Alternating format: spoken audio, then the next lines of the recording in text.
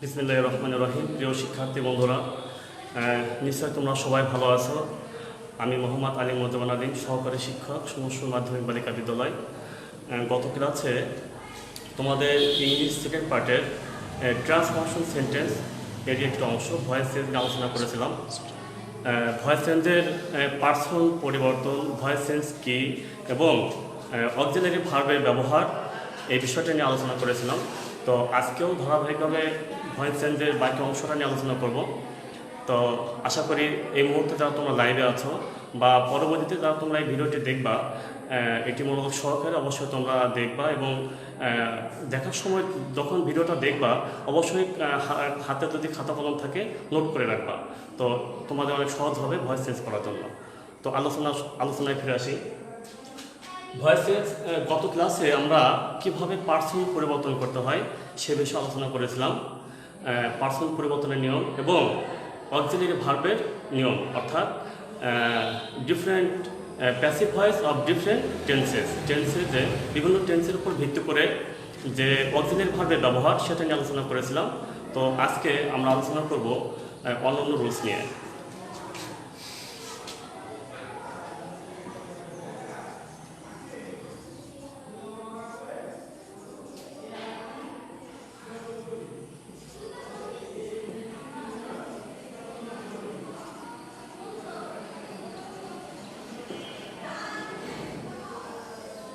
General rules of voice change. তোমরা জানো যে ট্রানজিটিভ ভার্ব কি?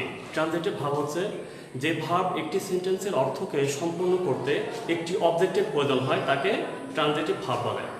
আর ইনট্রানজিটিভ ভার্ব হচ্ছে যে ভার্ব একটি সেন্টেন্সের অর্থ সম্পূর্ণ করতে অবজেক্টের প্রয়োজন হয় না, কিন্তু শুধুমাত্র ট্রানজিটিভ ভার্বের যুক্ত সেন্টেন্সকে আমরা অ্যাক্টিভ থেকে প্যাসিভ করতে পারি, কিন্তু ইনট্রানজিটিভ ভার্বেরও অ্যাক্টিভ থেকে প্যাসিভ হয়, তবে সেক্ষেত্রে কিছু ব্যতিক্রম নিয়ম আছে। তো আমরা কখনো একটি সেন্টেন্সে দেখি যে একাধিক অবজেক্ট থাকে। তো যে সেন্টেন্সে একাধিক অবজেক্ট থাকে সেটাকে বলা হয় ডাই ট্রানজিটিভ সেন্টেন্স। আর যে সেন্টেন্সে শুধুমাত্র একটি অবজেক্ট থাকে সেটাকে বলা হয় মোনো ট্রানজিটিভ অবজেক্ট। তো এখন আমরা প্রথমে দেখে নিই ভয়েস চেঞ্জের জেনারেল রুলস। তো ভয়েস চেঞ্জে তোমাদের দুটা বিষয় অবশ্যই খেয়াল রাখতে হবে। সেটা হচ্ছে এক নম্বর বিষয়টা হলো অক্সিলারি ভার্ব ছাড়া, অর্থাৎ টু বি ভার্ব ছাড়া কখনো ভয়েস চেঞ্জ করা যায় না, অ্যাক্টিভ থেকে প্যাসিভ করা যায় না। আবার ভার্বের পাস্ট পার্টিসিপল ফর্ম ছাড়া অ্যাক্টিভ থেকে প্যাসিভ করা যায় না। তো অ্যাক্টিভ থেকে প্যাসিভ করার জন্য অবশ্যই তোমাদেরকে যেটা জানতে হবে সেটা হচ্ছে এক নম্বর পার্সন পরিবর্তন, দুই নম্বর অক্সিলারি ভার্বের ব্যবহার এবং তিন নম্বর ভার্বের গঠন, অর্থাৎ ভার্বের পাস্ট পার্টিসিপল ফর্ম সম্পর্কে তোমাদের বিস্তারিত জানতে হবে। তো general rules of voice change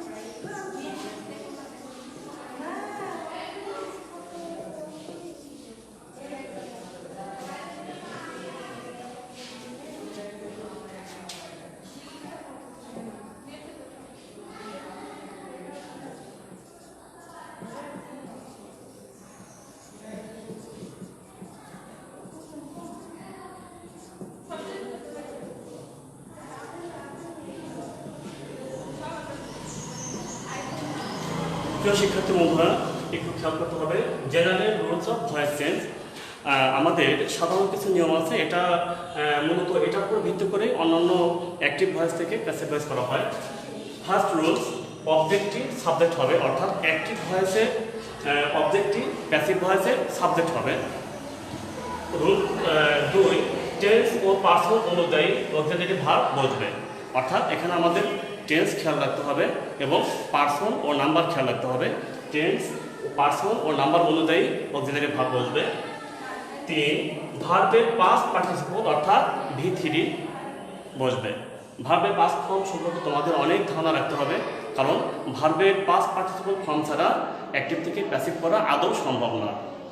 একটি প্রিপোজিশন বসবে, অর্থাৎ এই ভার্বের পাস্ট পার্টিসিপল ফর্মের পরে একটি প্রিপোজিশন বসবে, তবে নিয়ম অনুযায়ী বেশিরভাগ ক্ষেত্রেই প্রিপোজিশন বাই ব্যবহার করা হয়। তো অন্যান্য ক্ষেত্রে অ্যাট, উইথ এগুলো বসতে পারে, তবে সেটা আমাদের নির্ভর করে টেন্স এবং সেন্টেন্সের উপরে। এরপরে সাবজেক্টটি অবজেক্ট হয়ে যাবে, অর্থাৎ অ্যাক্টিভ ভয়েসের সাবজেক্টটি প্যাসিভ ভয়েসে অবজেক্ট হয়ে যাবে।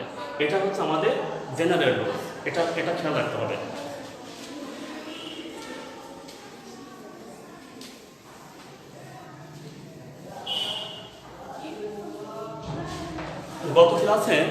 গত ক্লাসে তোমাদের অ্যাক্টিভ থেকে প্যাসিভ করার জন্য পার্সন পরিবর্তন এবং অর্ধেক ভাব নিয়ে আলোচনা করেছিলাম, প্রেজেন্ট ইনডিফিনিট টেন্স নিয়েও আলোচনা করেছিলাম।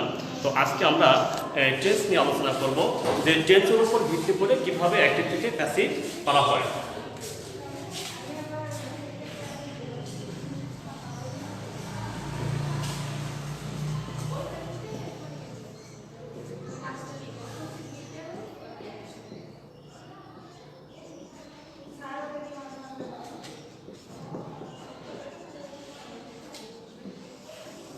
Passive voice in different tenses, অর্থাৎ বিভিন্ন টেন্সের উপরে আমরা কিভাবে প্যাসিভ ভয়েস করব। তো প্রথমে আমরা প্রেজেন্ট ইনডিফিনিট টেন্সের চলে আসি।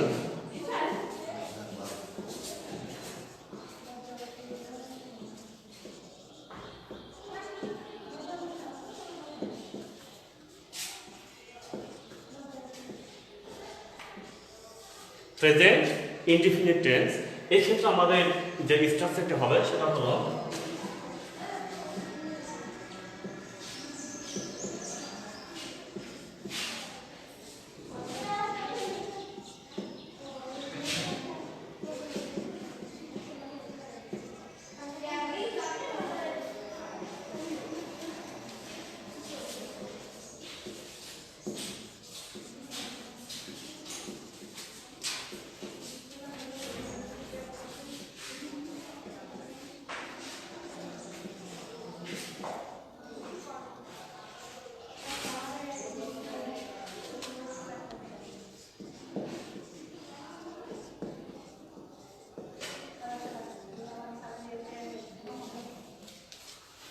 স্ট্রাকচার, অর্থাৎ প্রেজেন্ট ইনডিফিনিট টেন্সের স্ট্রাকচার গঠন হচ্ছে প্রথমে অ্যাক্টিভ ভয়েসের, অর্থাৎ যে সেন্টেন্সটি দেওয়া থাকবে তার অবজেক্টটি সাবজেক্ট হবে।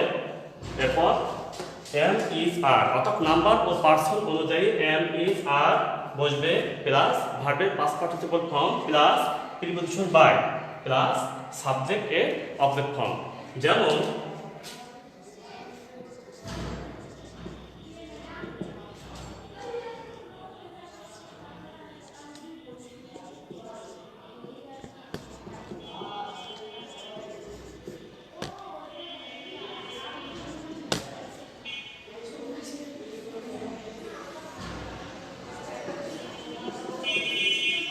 অ্যাক্টিভ, আই প্লে ক্রিকেট, এটা অ্যাক্টিভ ভয়েস আছে। এখন এটাকে যদি আমরা প্যাসিভ করি তো কি হবে? তো প্রথমে আমাদের খেয়াল করতে হবে যে অ্যাক্টিভ ভয়েসের অবজেক্টটি প্যাসিভ ভয়েসের সাবজেক্ট হবে। তো প্যাসিভ করলে কি হবে? প্যাসিভ করার জন্য এখানে আমাদের ক্রিকেট হচ্ছে অবজেক্ট, তো এটা আমাদের কি হবে? সাবজেক্ট। তো প্রথমে আমরা ক্রিকেট লিখি,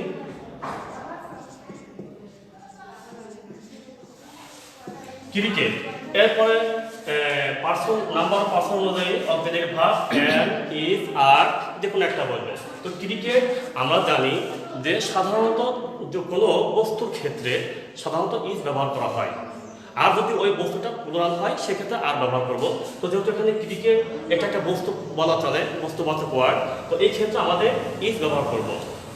ইজ ব্যবহার করব। ক্রিকেট ইজ, এখানে আছে প্রেজেন্ট। প্রেজেন্ট হচ্ছে প্রেজেন্ট ভার্বের প্রেজেন্ট ফর্ম, পাস্ট ফর্ম হবে played. Cricket is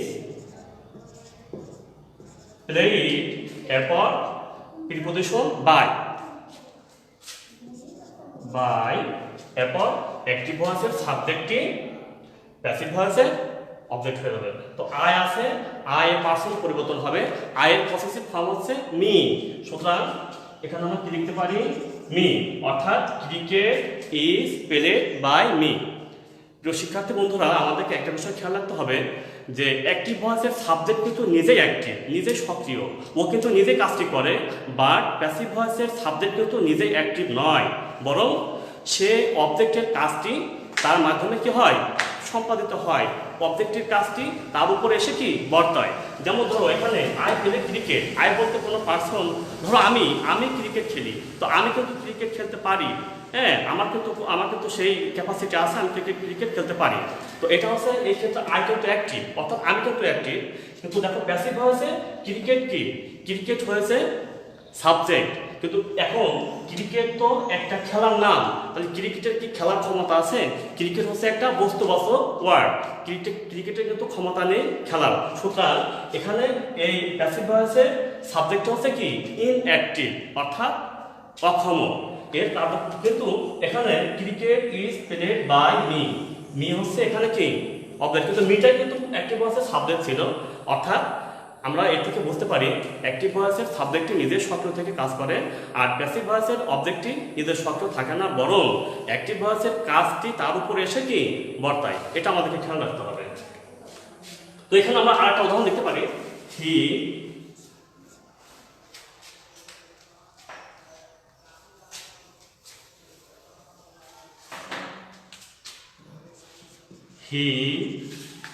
writes a letter, এটা অ্যাক্টিভে দেওয়া থাকলো। কিসে দেওয়া থাকলো? অ্যাক্টিভে, অর্থাৎ হি রাইটস এ লেটার, এটা আমাদেরকে প্যাসিভ করতে হবে। তো প্যাসিভ করার জন্য আমাদেরকে কি করতে হবে?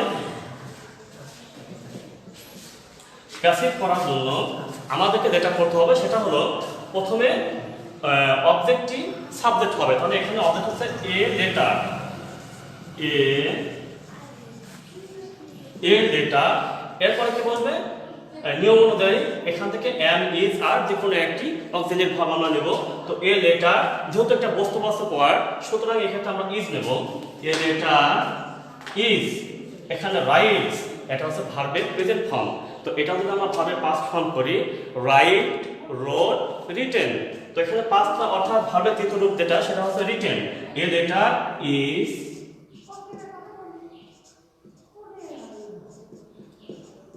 রিটেন, এরপরে প্রিপোজিশন বাই, এরপরে কি হবে? সাবজেক্টটি অবজেক্ট হয়ে যাবে প্যাসিভ ভয়েসে।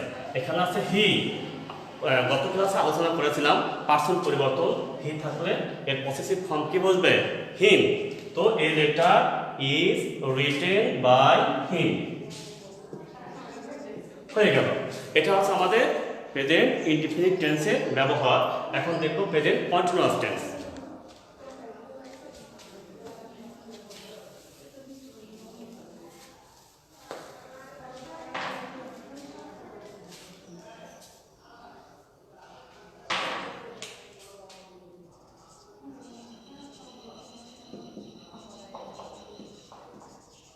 প্রেজেন্ট কন্টিনিউয়াস টেন্স, এক্ষেত্রে আমাদের যে স্ট্রাকচারটা হবে সেটা স্ট্রাকচার।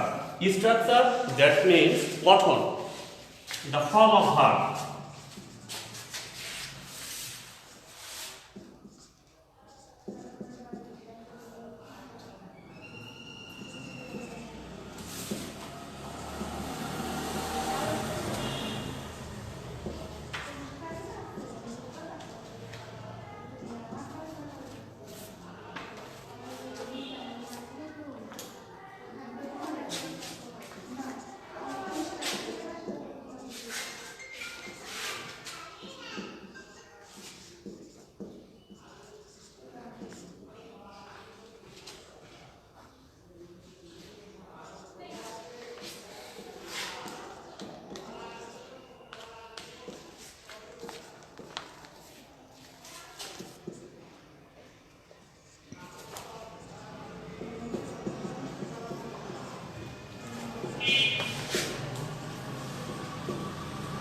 প্রিয় শিক্ষার্থী বন্ধুরা, প্রেজেন্ট কন্টিনিউয়াস টেন্সের ক্ষেত্রে আমাদের যে স্ট্রাকচারটি হবে, যে গঠনটি হবে, সেটা হলো অবজেক্ট অ্যাক্টিভ ভয়েসের অবজেক্টটি, প্যাসিভ ভয়েসের সাবজেক্ট হবে, plus am being, is being, are being হবে, অর্থাৎ এম ইজারের সাথে বিং যুক্ত হবে, প্লাস ভার্বের তৃতীয় রূপ, ভার্বের পাস্ট পার্টিসিপল ফর্ম, প্লাস সাবজেক্টটি অবজেক্ট হয়ে যাবে। তো উদাহরণ, এখন আমরা উদাহরণ দেখি।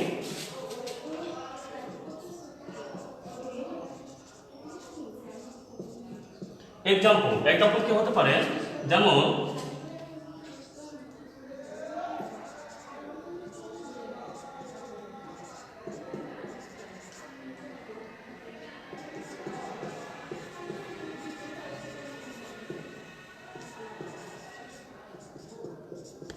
অ্যাক্টিভ ভয়েস আছে এটা, আই অ্যাম প্লেইং ফুটবল, আমি ফুটবল খেলছি, এটা অ্যাক্টিভ আছে, আমাদেরকে প্যাসিভ করতে হবে। তো প্যাসিভ করার জন্য আমাদের এই স্ট্রাকচারটি ফলো করতে হবে। তো প্রথমে অ্যাক্টিভ ভয়েসের অবজেক্টটি প্যাসিভ ভয়েসের সাবজেক্ট হবে, তো সেটা আমরা খেয়াল করি। প্যাসিভ ভয়েসে কি হবে, ফুটবল, এটা হচ্ছে কি অবজেক্ট, তো প্যাসিভ ভয়েসের সাবজেক্ট হবে, তাহলে কি হবে ফুটবল। এখানে কিন্তু আমাদের একটা বিষয় খেয়াল রাখতে হবে যে এখানে ফুটবলটা কিন্তু ছোট হাতের ছিল, অর্থাৎ স্মল লেটার লেখা ছিল। যেহেতু ফুটবলটা আমরা প্রথমে নিয়ে আসছি, এখানে যে কোনো সেন্টেন্সের ফার্স্ট ওয়ার্ডের ফার্স্ট লেটারটি বড় হাতের হয়ে যায়, সুতরাং এক্সট্রা বড় হাতের হবে ফুটবল। এরপর আমরা যেহেতু ফুটবল, তোমাদের একটু আগে বলেছি যে যে কোনো বস্তুবাচক ওয়ার্ডের ক্ষেত্রে আমাদের কি বসবে, ইজ নিয়ে আসতে হবে। তো ফুটবল ইজ বিং, এরপর কি আছে প্লেইং, এটা হচ্ছে আইএনজি যুক্ত ফর্ম, অর্থাৎ কন্টিনিউয়াস ফর্ম প্লেইং। তো সুতরাং কি হবে playing. Football is playing preposition by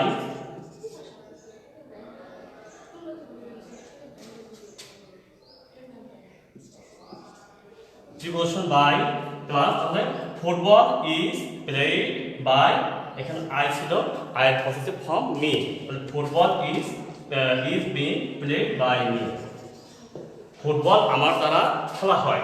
এখানে আমরা বুঝতে পারছি আই মানে আমি তো নিজে খেলতে পারি, আমি অ্যাক্টিভ, বাট এখানে ফুটবল হচ্ছে সাবজেক্ট, ফুটবল কিন্তু কোনো কিছু করার জন্য অ্যাক্টিভ না। ফুটবলকে যদি আমরা অ্যাক্টিভ করি তাহলে অ্যাক্টিভ হবে, আদারওয়াইজ সে কি ইনঅ্যাক্টিভ, এটা আমাদেরকে খেয়াল রাখতে হবে। তো আরেকটা উদাহরণ আমরা দেখি।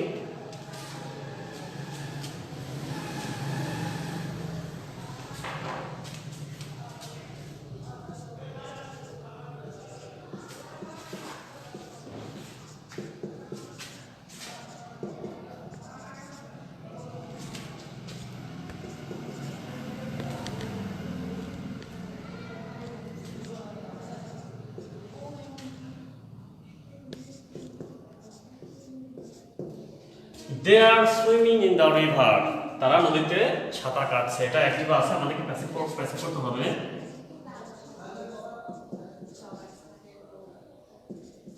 তো প্যাসিভ করলে কি হবে, এখানে the river, এটা হচ্ছে কি, এটা হচ্ছে অবজেক্ট, তো আমাদের প্যাসিভ ভয়েসে সাবজেক্ট হবে।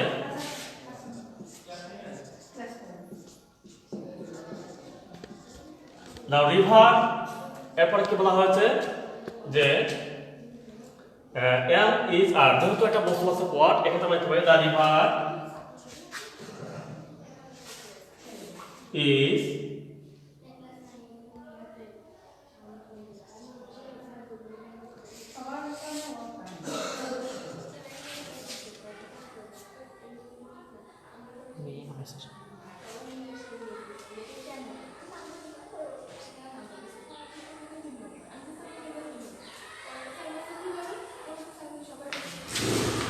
the river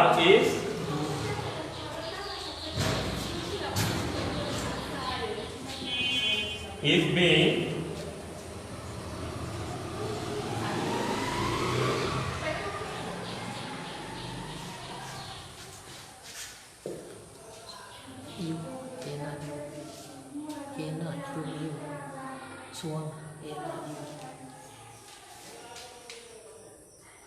So the river is being the river is being swam by them, অর্থাৎ এখানে দ্য রিভার হবে অর্থাৎ সাবজেক্টের অ্যাক্টিভ ভয়েসের অবজেক্ট, প্যাসিভ ভয়েসের সাবজেক্ট হয়ে গেল। এরপরে প্রিপোজিশন অক্সিলারি ভার্ব কি বসবে? ইজ বিং, এরপর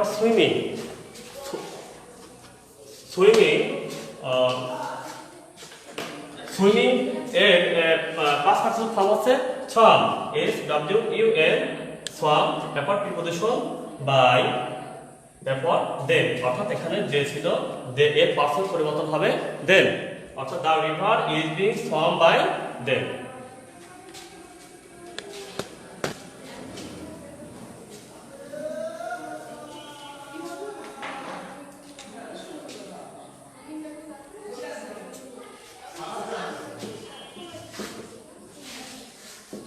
প্রেজেন্ট পারফেক্ট টেন্স, তো প্রেজেন্ট পারফেক্ট টেন্সের স্ট্রাকচার কিরকম হবে?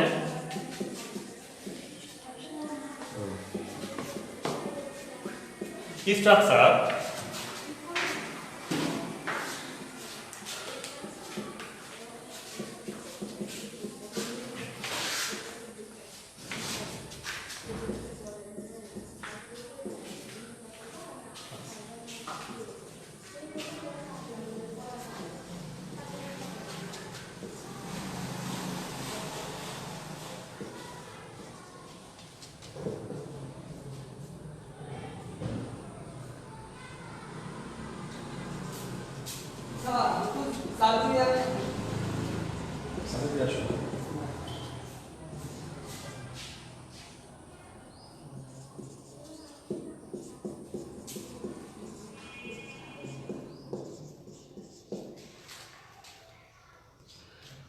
ডিয়ার স্টুডেন্ট, খেয়াল করো, প্রেজেন্ট পারফেক্ট টেন্সের ক্ষেত্রে আমাদের যে এখানে কিছু রুলসটা একটু ব্যতিক্রম রুলস, অর্থাৎ স্ট্রাকচার গঠনটা হবে প্রথমে অ্যাক্টিভ ভয়েসের সাবজেক্টটি অবজেক্টিভ, প্যাসিভ ভয়েসের সাবজেক্ট হবে, এরপর প্রিপোজিশন অক্সিলারি ভার্ব হিসেবে have been oblique has been plus ভার্বের তৃতীয় রূপ প্লাস প্রিপোজিশন বাই প্লাস সাবজেক্টটি অর্থাৎ অ্যাক্টিভ ভয়েসের সাবজেক্টটি প্যাসিভ ভয়েসের অবজেক্ট হবে।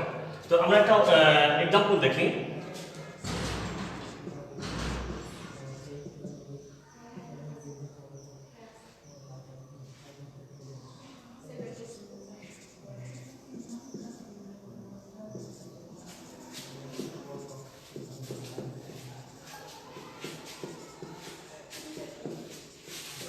I have eaten rice, আমি ভাত খেয়েছি, এটা হচ্ছে পাস্ট পারফেক্ট টেন্স। তো এটাকে যদি আমরা অ্যাক্টিভ থেকে প্যাসিভ করি তো প্যাসিভ কি হবে? প্যাসিভ। তো এখানে আমাদের সাবজেক্ট হচ্ছে আই এবং রাইস হচ্ছে অবজেক্ট। তো আমরা জানি অ্যাক্টিভ ভয়েসের অবজেক্টটি, প্যাসিভ ভয়েসের সাবজেক্ট হবে, সুতরাং রাইস বস্তুবাচক ওয়ার্ডের পরে সাধারণত হ্যাজ বসে, অক্সিলারি ভার্ব হিসেবে হ্যাজ ব্যবহার করা হয়। তো রাইস হ্যাজ বিন